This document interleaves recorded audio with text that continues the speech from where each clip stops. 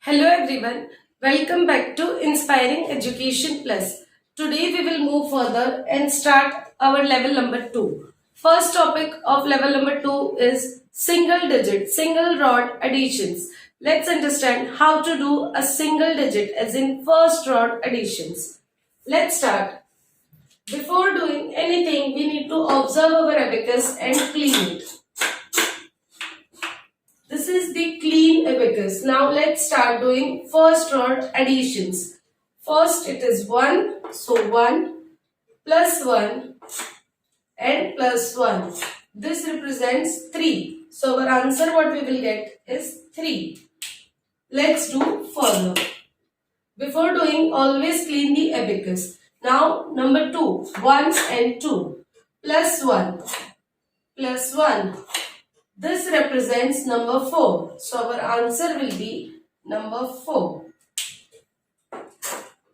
3. 1, 2, 3. Plus 1. Plus 1. Now we don't have plus 1 here. What we will do is, we will get down this 4 and above 1 will be down. So the answer of this question will be number 5. Clean this up. Now first is number 5. Plus 1 plus 2.